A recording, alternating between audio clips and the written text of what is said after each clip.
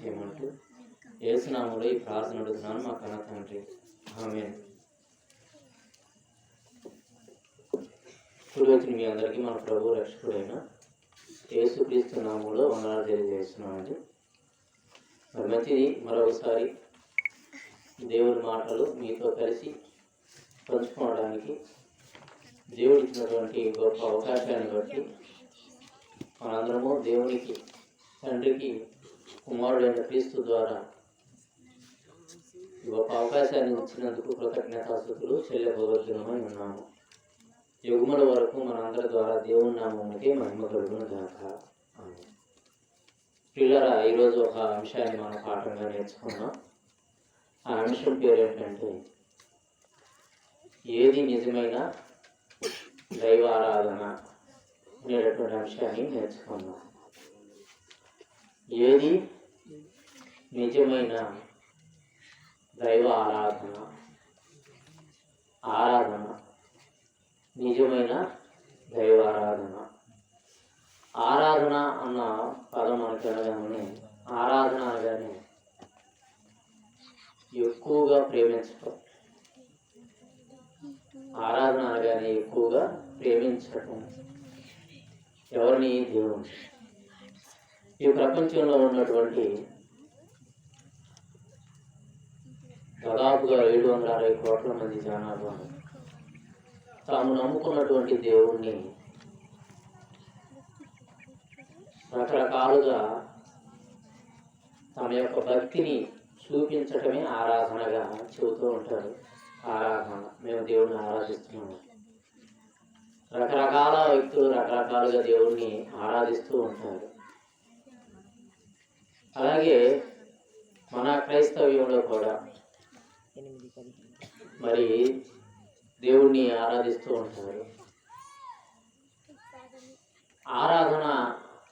ఆరాధిస్తూ ఉంటారు, కానీ రకరకాల ఆరాధనలు. కొంతమంది ఆదివారం ఒక రోజు ప్రార్థనకు వచ్చి పాటలు పాడి ఒక వాక్యం విని చందా వేసి ఆశీర్వాదం తీసుకొని వెళ్ళిపోతే, ఇదిగో నేను ఈరోజు దేవుణ్ణి ఆరాధించాను అని అంటూ ఉంటారు. మేము అరవన్నాము కాసేపు.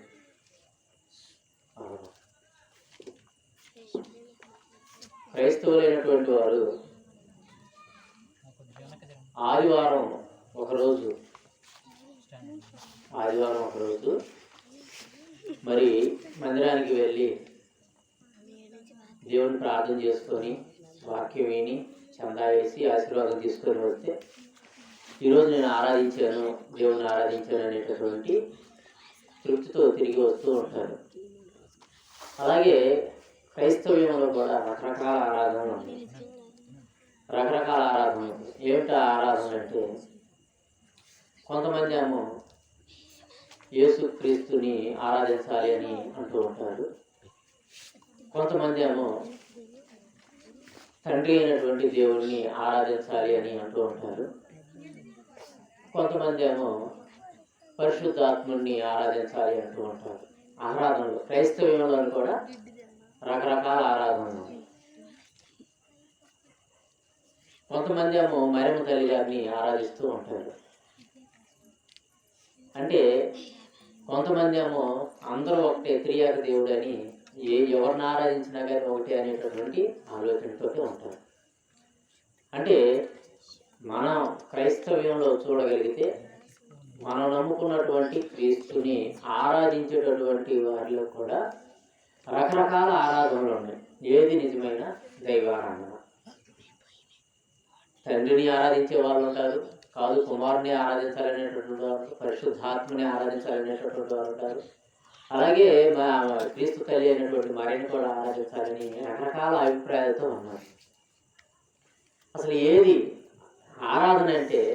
ఊరక మందిరానికి పోయి కొద్దిసేపు సమయం, వారంలో ఒక గంట సమయం కేటాయించి ప్రార్థన చేసుకొని పాటలు పాడి వాక్యం విని చందా వేసి ఆశీర్వాదం తీసుకొని ఇంటికి రావటమే ఇదే ఆరాధన అని చాలామంది 100% క్రైస్తవులు ఇదే ఆరాధన అని నమ్ముతున్నారు.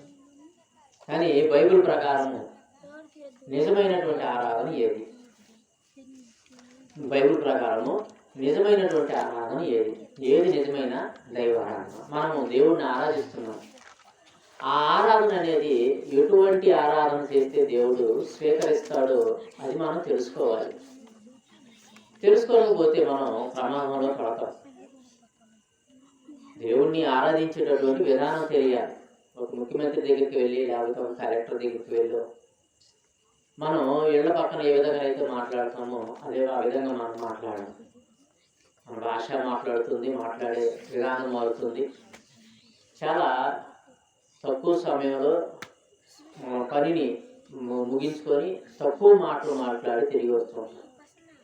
ఒక లోక నాయకుడైనటువంటి నాయకుడి దగ్గరే మనం ఎంత శ్రద్ధ కలిగి మాట్లాడుతున్నప్పుడు దేవుణ్ణి ఆరాధించేటప్పుడు, దేవుడు లోకాలు కలిగించినటువంటి దేవుడు, ఆయన్ని ఆరాధించేటప్పుడు మనం చాలా జాగ్రత్తగా ఉండాలి.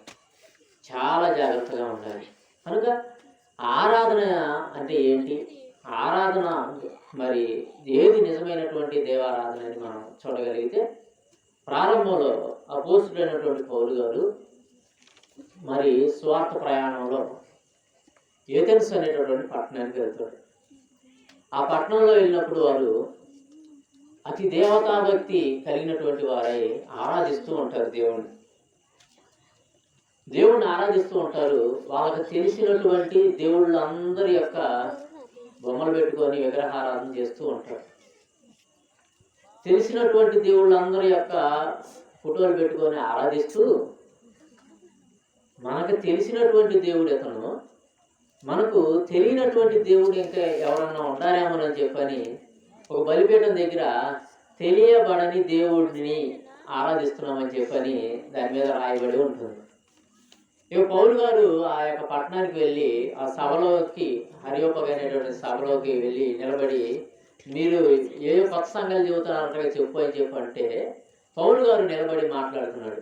ఏమైనా మాట్లాడుతున్నాడు చూడగలిగితే అపోస్తుల కార్యములు 17వ అధ్యాయం, అపోస్తుల కార్యములు 17వ అధ్యాయము 23వ వచనం.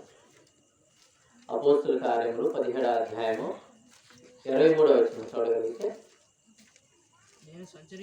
నేను సంచరించుచు దేవతా ప్రతిమలను చూచుచుండగా ఒక బలిపీఠం నాకు కనబడింది. దాని మీద తెలియబడని దేవునికి అని రాయబడి ఉన్నది. మీరు తెలియక దేని యందు భక్తి కలిగి ఉందో దానినే మీకు నేను ప్రచురపరుచుతున్నాను. మీరు ఏదో కొత్త సంగతులు చెప్పు అని చెప్పి అంటున్నారేమో, కానీ ఏ దేవుడి గురించి చెబుతారని చెప్పి మీరు అంటున్నారేమో. మీరు రాసుకున్న ఒక దేవుడు ఉన్నాడు అంటే వారికి తెలియని, ఇంకా మనకు తెలియనటువంటి దేవుడు ఎవరైనా ఉన్నారేమో అని చెప్పని ఒక తెలియబడని దేవుణ్ణి ఆరాధిస్తున్నారు. వారికి తెలియనటువంటి దేవుణ్ణి ఆరాధిస్తున్నారు. వారు తెలిసినటువంటి దేవుణ్ణి ఆరాధిస్తున్నారు. అలాగే అరే వీళ్ళు కాకుండా ఇంకా ఎవరన్నా దేవుడు ఉన్నాడేమో, మనకు తెలియనటువంటి దేవుడు ఎవరన్నా ఉన్నారేమోనని వారికి తెలియబడని దేవుడికి కూడా మరి అక్కడ రాసి ఆయనకి ఆరాధిస్తూ ఉన్నారు. ఇక పౌలు గారు నేనేదో కొత్త సంగతులు చెబుతాను అనుకుంటున్నారు, అది కాదు నేను చెప్పేది. మీరు ఏదైతే తెలియబడని దేవుడిని మేము ఆరాధిస్తున్నామని చెప్పి అక్కడ రాయబడి ఉందో ఆ దేవుడి గురించే మేము చెబుతున్నాము అని చెప్పని మరి చెప్పడం జరుగుతుంది. ఆరాధన అంటే తెలియబడని దేవుడికి చేసేటటువంటి ఆరాధన ఒకటి. అంటే మనకు తెలియకుండానే దేవుడిని ఆరాధిస్తున్నాం. ఏ దేవుడు ఎవరో కూడా తెలియకుండా ఆరాధిస్తున్నటువంటి వారికి మీరు తెలియబడనటువంటి దేవుడిని ఆరాధిస్తున్నారు, ఆ దేవుడి గురించి నేను చెబుతున్నానని చెప్పడం జరిగింది. తెలియబడని దేవుని ఆరాధన ఒకటి. తర్వాత రెండో విషయానికి వచ్చేసరికి రెండో ఆరాధన ఒకటి కనబడుతుంది మనకి. అదేంటంటే దేవదూతల ఆరాధన. రెండో ఆరాధన మనకు కనబడుతుంది. ఏంటంటే అది దేవదూతల ఆరాధన. కొలసీలకు పత్రిక రాస్తూ పౌలు గారు ఒక మాట అంటాడు. కొలసీలకు రాసినటువంటి పత్రిక 2వ అధ్యాయం 18వ వచనం. కొలసీలకు రాసినటువంటి పత్రిక 2వ అధ్యాయం 18వ వచనం. అతి వినయాశక్తుడై దేవదూత ఆరాధన యందు ఇచ్చ కలిగి, చాలా దేవదూత ఆరాధన. కొలొస్సీలు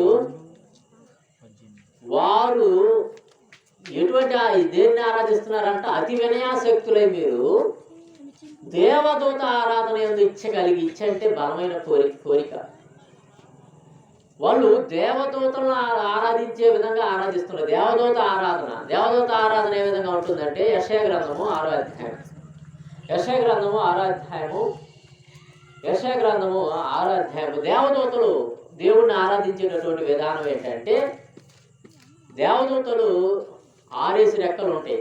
6 రెక్కలు ఉంటే 2 రెక్కలతో దేవుడు సమీపింపరాని తేజస్సుతో ఉంటాడు కాబట్టి, ఆయన వెలుగై ఉన్నాడు కాబట్టి, ఆయనని ఆరాధించేటప్పుడు దేవదూతలు ఏ విధంగా అంటే 2 రెక్కలతో తలను కళ్ళు మూసుకొని, 2 రెక్కలతో కాళ్ళు మూసుకొని, 2 రెక్కలతో ఎగురుతూ పరిశుద్ధుడు పరిశుద్ధుడు పరిశుద్ధుడు పరిశుద్ధుడు అంటూ గాన ప్రతిగానం చేస్తూ ఉండి దేవదూతల ఆరాధన ఇది.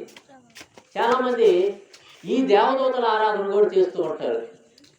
పరిశుద్ధుడు పరిశుద్ధుడు పరిశుద్ధుడు పరిశుద్ధుడు పరిశుద్ధుడు అని దేవదూతలు ఈ విధంగా దేవుణ్ణి ఆరాధించినాయి కాబట్టి, మనము కూడా ఇదిగో ఇటువంటి ఆరాధించాలి అనేటటువంటి ఆలోచనతో ఈ విధంగా కూడా దేవుణ్ణి ఆరాధిస్తూ ఉంటారు. అలాగే ఇప్పుడు మనం తెలియబడని దేవుణ్ణి ఆరాధించేటటువంటి క్రమం ఒకటి ఉంది. అలాగే దేవదూతల ఆరాధన ఒకటి చూసాము. మరలా ఇంకోటి చూస్తే స్తుతి ఆరాధన అని కూడా ఉంది. స్తుతి ఆరాధన అంటే మనం వినే ఉంటాం, చూసే ఉంటాం. ఇంకా మనము దేవుణ్ణి మేము ఆరాధిస్తున్నాము అని ఇక ఆరాధన సమయము ప్రారంభం నుంచి ముగింపు వరకు ఇంకా స్తుతి స్తుతి స్తుతి స్తుతి స్తుతి స్తుతి అంటూనే ఉంటూ ఉంటారు.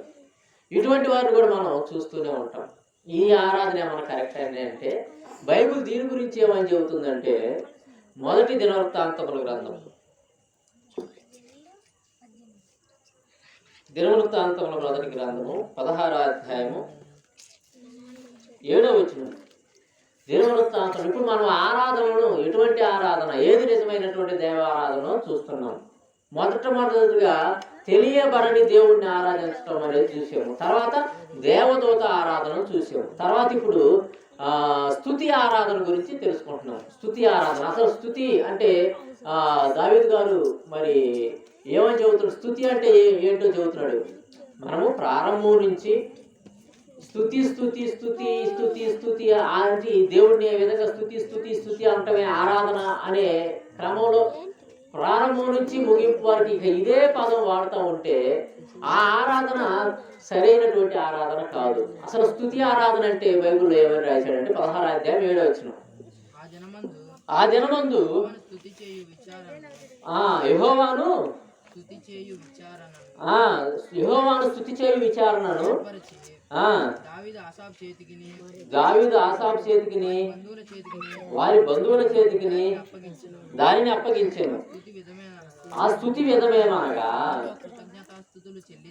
యెహోవాకు కృతజ్ఞతాస్తుతులు చెల్లించుడి, ఆయన నామమును ప్రకటన చేయుడి, ఆయన కార్యములను జనములలో తెలియజేయుడి. ఆయన గురించి పాడండి, ఆయన గురించి కీర్తించండి, ఆయన అద్భుత క్రియలన్నిటిని గురించి సంభాషణ. ఒక స్తుతే కాదు, ఆయన గురించి పాడాలా, ఆయన గురించి కీర్తించాలా, ఆయన గురించి సంభాషించాలా, మాట్లాడాలా. స్తుతే కాదు. అన్నం అన్నం అన్నం అన్నం అన్నం అన్నం అంటే కడుపు నిండుతుందా అమ్మా? అన్నం ముందు కూర్చొని అన్నం అన్నం అన్నం అన్నం అన్నం అన్నం అని 100 సార్లు 1000 సార్లు అన్నం అనుకోండి, కడుపు నిండుతుందా? కడుపు నిండదు. చెయ్యాలా, అన్నం వేసుకోవాలా, కూర వేసుకోవాలా, కలపాలా, తినాలా, పని చేయాలా. పని చేస్తేనే మనకి కడుపు నిండుతుంది. అంతేగాని ఈ స్తుతి ఆరాధన అంటే ఆయన గురించి కీర్తించాలా, పాడాలా, సంభాషించాలా, ఆయన మాటలు ప్రకటించాలా. ఇది స్తుతి ఆరాధన విధానం అని చెప్పని 17 వారిలో చదవడం జరిగింది. ఇది స్తుతి ఆరాధన అంటే మనం వింటున్నటువంటి ఆరాధన స్తుతి అనే ఆరాధన అనేది కరెక్ట్ అయినది కాదు అని చెబుతున్నాం. స్తుతి ఆరాధన చేసే విధానం ఏదనగా ఈ విధంగా చెప్పుకుంటూ వచ్చాడు. అలాగే ఇప్పుడు మనం ఎన్ని చూసాము ఆరాధనలో, తెలియబడని దేవుని ఆరాధన 2. చెప్పండి అమ్మ, మీరు చెప్పండి పిల్లలు, ఏ ఏ ఆరాధన గురించి తెలుసుకుంటున్నాం మనం? మొట్టమొదటి ఆరాధన ఏంటి? మొట్టమొదటి ఆరాధన తెలియబడని దేవుని ఆరాధన. రెండో ఆరాధన ఏంటి? దేవదూత ఆరాధన. మూడోది స్తుతి ఆరాధన. ఓకేనా? మళ్ళీ చెప్పండి. మొట్టమొదటిది ఏంటి? తెలియబడని దేవుని ఆరాధించటం. రెండోది దేవదూత ఆరాధన. మూడోది స్తుతి ఆరాధన. ఓకేనా? రైట్. ఇక నాలుగోది ఒకటి ఉంది. నాలుగోది ఒకటి ఏంటంటే మార్క్స్ వార్త వ్యర్థమైనటువంటి ఆరాధన. ఏంటది? వ్యర్థమైన ఆరాధన. మార్క్స్ వార్త 7వ అధ్యాయం 6-7 వచనాలు. మార్క్స్ వార్త 7వ అధ్యాయం 6-7 వచనాలు. ఈ ఆరాధనలన్నీ మనం చూస్తున్నాం. అసలు ఏది నిజమైనటువంటి ఆరాధన? తెలియబడని దేవుణ్ణి ఆరాధించడమా, లేకపోతే దేవదూతను ఆరాధించడమా, లేకపోతే స్తుతి ఆరాధించడమా, లేకపోతే వ్యర్థమైనటువంటి ఆరాధన అన్నాడు యేసుక్రీస్తు ప్రభువు. మార్క్స్ వార్త 7వ అధ్యాయం 6-7 వచనాలు చూడగలిగింది. అందుకు ఆయన వారితో ఇలాగ చెప్పాను, ఈ ప్రజలు ఆరాధిస్తున్నారు. ఈ ప్రజలు పెదవులతో నన్ను ఘనపరచుదురు గాని వారి హృదయము నాకు దూరముగా ఉన్నది. వారు మానవులు కల్పించిన పద్ధతులను దేవోపదేశములని బోధించుచు నన్ను వ్యర్థముగా ఆరాధిస్తున్నారు. వీళ్ళు కూడా ఆరాధిస్తున్నారు. ఏ విధంగా ఆరాధిస్తున్నారు? మనుషులను కల్పించినటువంటి పద్ధతులు. ఈరోజు సంఘాల్లో చూడండి, పద్ధతులకు ఎక్కువ ఆకాశాన్ని అంత ఎత్తులో చూస్తూ ఉంటాం. మనుషులు కల్పించినటువంటి పద్ధతులు. వాక్యాన్ని మాత్రం అధపాతాలు నీతుతాం. వాక్యం ఏదన్నా మనుషులు కల్పించినటువంటి పద్ధతులు ఏదన్నా పెట్టారనుకోండి, ఇది ఎస్ట్రాయలో 40 దినాలు ఉపవాసాలు ఉండాలి అని, ఇది మనుషులు కల్పించిన పద్ధతి. చాలా చక్కగా 40 దినాలు యేసు ప్రభు నా నిమిత్తం ఏడకండి, మీ నిమిత్తము మీ పిల్లల కోసం ఏడండి అమ్మ అని చెప్పని ఆయన సిలువనెత్తుకుంటూ పోతూ యెరూషలేము కుమార్తెను చూసి ఆ మాట అంటే, కాదు నేను మీ గురించి కాదు, మా గురించి మేము ఏడం, నీ గురించి ఎడుతామని చెప్పని ప్రతి ఈస్టర్ పండుగ టైంలో 40 దినాలు శ్రమ దినాలు అని చెప్పని ఏడుస్తూనే ఉంటారు. ఏంటిది? అయ్యో మా కోసం చనిపోయావా, అయ్యో మా కోసం చనిపోయావని చెప్పని ఏడుస్తారు. ఉపవాసం కూడా ఉంటారు ఈస్టర్ గుడ్ ఫ్రైడే రోజు. మనుషులు కల్పించిన పద్ధతులను దేవోపదేశములని బోధించుతూ, ఏ దేవుని ఉపదేశాలు? మనుషులు కల్పించిన పద్ధతులు దేవుని ఉపదేశాలని బోధించుచు నన్ను వ్యర్థముగా ఆరాధించుతున్నారు. వారు పెదవులతో కనపరుస్తున్నారు. పెదవులతో మాత్రం దేవుడు ప్రేమమయుడు, దేవుడు కరుణామయుడు, దేవుడు మన కోసం వచ్చాడు, మన కోసం మానవ స్వరూపం ధరించుకున్నాడు, 33.5 సంవత్సరాలు మన కోసం బ్రతికాడు, మన కోసం ప్రాణం పెట్టాడు, మన కోసం తిరిగి లేచాడు. ఇవన్నీ నమ్ముతున్నాం, ఇవన్నీ చెబుతున్నాము, ఇవన్నీ తెలుసు మనకి. కానీ మానవులు వీళ్ళు పెదవులతో మాత్రం కనపరుస్తున్నారు, పెదవులతో మాత్రమే కనపరుస్తున్నారు. కానీ హృదయం మాత్రం ఎక్కడ ఉంటుందంట? హృదయం మాత్రం దూరంగా. హృదయం ఎవరికి ఇస్తామమ్మా? హృదయం ఏమో దేవునికి అంటే హృదయం మాత్రమేమో. ఆయనకి కావాల్సింది హృదయం. ఆయన హృదయం కావాలి, ఆయన హృదయంలో చోటు కావాలి. దేవునికి హృదయంలో చోటు కావాలని ఆయన ఎదురు చూస్తుంటే పెదవులతో కనపరుస్తున్నారు, పెదవులతో ఆరాధన, దేవుని ఆరాధన. ఇది యేసుక్రీస్తు వారు ఏమన్నాడు? వ్యర్థమైన ఆరాధన, అర్థం లేని ఆరాధన. హృదయంతో లేకుండా, హృదయ శుద్ధి లేకుండా నా దగ్గరికి వచ్చి ప్రభువా నా కోసం సరిపోయావా, మా ప్రభువా మా కోసం తిరిగి లేచావా, అయ్యో ప్రభువా మా కోసం ఎన్ని శ్రమలు పడ్డావు, కొరడా దెబ్బలు కొట్టుకు తిన్నావా, ముళ్ళ కిరీటం పెట్టించుకున్నావా, శివులలో వేకులు కొట్టారా నీకు, మా కోసం ప్రాణం పెట్టావా? ఆరాధన చేస్తున్నారు. ఏ ఆరాధన ఇది? పెదవులతో ఆరాధన. ఆరాధన ఒక ఆరాధన అంటే ప్రేమించడం. అంటే ఒక భర్త ఒక భార్య భర్తను ప్రేమిస్తుంది అని ఏ విధంగా చెప్పగలం? ఆరాధన అని సినిమాలు కూడా వచ్చినాయి. ఆ హృదయం నిండా ఆ ప్రేయసి ఉంటుంది హీరోకి, లేకపోతే ఆ హీరోయిన్కి ఆ హృదయం నిండా ప్రియుడే ఉంటాడు. ఆరాధన ఎక్కువగా ఇక ఆరాధన అంటే ఇక ఆ ప్రేయసి గురించి ఆలోచిస్తూ ఉంటాడు, ఆ ప్రియుడి గురించి ఆలోచిస్తూ ఉంటుంది. దేవుణ్ణి ఆరాధించేటప్పుడు హృదయం నిండా దేవుణ్ణి పెట్టుకొని ఆరాధించాలా. దేవుడు హృదయ రహస్యాలు ఎరిగినటువంటి దేవుడు. ఆయన కనిపించినట్టు స్పష్టమంటూ ఏదీ లేదు. ఆయన నరులను కనులారా చూసి పరిశీలిస్తున్నాడు ఆకాశం నుండి. ప్రతి యొక్క తలంపులు ఆయనకి తెలుసు. మన తలంపులు ఆయన ముందుగానే తెలుస్తున్నాడు. మన నోటి నుంచి మాట రాకముందే నాకు ఎరుగులని అంటున్నాడు దేవుడు. అటువంటి దేవుణ్ణి ఆరాధిస్తూ దేవుణ్ణి మోసం చేస్తున్నావు, మనం మోసం చేస్తున్నాము అనేటటువంటి ఆలోచన లేకుండా ఆరాధిస్తున్నారు, హృదయం ఇవ్వకుండా. వారు పెదవులతో నన్ను ఘనపరుచుదురు కానీ, పెదవులతో ఘనపరచడం అంటే, ఒక భర్త ఉన్నాడు, వివాహం చేసుకున్నాడు, చేసుకున్నప్పటి నుంచి ఏ పనికి వెళ్తల్లా. ఏ పనికి వెళ్ళకుండా భార్య వస్తుంటే, నువ్వు చాలా బాగున్నావు, నువ్వు చాలా అందంగా ఉన్నావు, నీ చీర బాగుంది, నీ కళ్ళు బాగున్నాయి అని భార్యను పొగుడుతున్నాడు. ఒకరోజు సరేలే అని చెప్పని సిగ్గుపడినా, రెండో రోజు సిగ్గుపడినా, లేకపోతే వారం రోజులు సిగ్గుపడినా, వారం తర్వాత ఏమనిద్ది? ఇదేక ఏ పనికి వెళ్తా, ఏ పని చేయట్లా, నువ్వు చాలా బాగున్నావు, నువ్వు అందంగా ఉన్నావు, నిన్ను ప్రేమిస్తున్నాను, ఇదే మాటలు చెబుతున్నాడు. చాలు కానీ మాటలు కట్టిపెట్టి వెళ్ళి పని చేయి, పనికి వెళ్ళిరా, పని చేయి. ముందు ప్రేమించడం అంటే ఏంటి? ఆరాధించడం అంటే ఏంటి? నువ్వు పని చేయవయ్య బాబు. ముందు నిన్ను నమ్ముకొని నేను వివాహం చేసుకొని నీ దగ్గరికి వస్తే నువ్వేంది పనికి మాలినోళ్ళ కూర్చొని నువ్వు బాగున్నావని చెప్పి నన్ను పొగుడుతున్నా? పెదవులతో కనపరచడం, పెదవులతో కనపరచడం. భార్య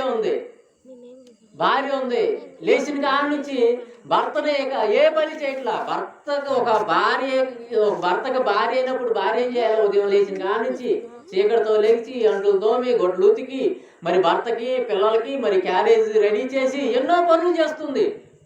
మరలా వాళ్ళని ఇంటికి డ్యూటీకి కానీ పిల్లల స్కూల్కి కానీ పంపించేస్తుంది.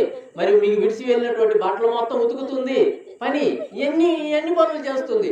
ఈ అన్ని పనులు చేయకుండా ఏం చేయకుండా, ఏమండి మీరు చాలా బాగున్నారండి, మీరు చాలా అందంగా ఉన్నారండి, మీరు భలే మాట్లాడతారండి, మీరు భలే నవ్వుతారండి అని అంటుందనుకో, ఏమంటావు? నువ్వు సరే ఒక రోజు 2 రోజులు తర్వాత నువ్వు ముందు పిల్లలు రెడీ చేయి, భోజనం చేయి, భోజనం వండు, కూర వండు, బట్టలు ఉతుకు, అంట్లు తోము, ఇవన్నీ చెబుతాడు భర్త భార్యకి. అంటే పెదవులతో ఆరాధన ఒక పెళ్ళైనటువంటి భర్త కానీ, ఒక భార్య కానీ, ఒక పిల్లలు కానీ ఎవరు స్వీకరించరు. పెదవులతో ఆరాధన. ఈ మనుషులు నన్ను పెదవులతో ఘనపరచుదురు కానీ పెదవులతో ఘనపరచడం, ఇదే ఘనపరచడం అంటే. చాలులే కాపి వెళ్ళి అంటుందాము, లేకపోతే అన్నం కూర వండు, టైం అవుతుంది అని అంటారు. ఆరాధన, ప్రేమించడం. భర్తని భార్య ప్రేమిస్తుంది కాబట్టి ఎంత శాఖరైనా కానీ ఉదయం లేచిన కానీ సాయంత్రం దాకా ఎంతో కష్టపడుతుంది. అది చేయటం, పని చేయాలి. పని చేయకుండా పెదవులతో కనపరచడం అదేమి పెద్ద పనేం కాదు. ఇదిగో పెదవులతో కనపరిచి దేవుడా మమ్మల్ని క్షమించయ్యామని రోజు పాపాలు చేస్తూ రోజు ఏమంటే చాలా మంది బాప్తిజం తీసుకుంటారు. చాలా కాలంగా, చాలా కాలం అవుతుంది చాలా కాలం క్రితం బాప్తిజం తీసుకుంటారు. బాప్తిజం అంటే ఏంటి? దేవునితో ప్రమాణం చేయడం. నేను పాపినయ్యా, నేను పాపిని ఒప్పుకున్నాను, నా పాపాలు ఎక్కడితో వదిలిపెడుతున్నానని చెప్పని వదిలేసి మరలా క్రొత్త జీవితాన్ని జీవిస్తూ ఉంటాం.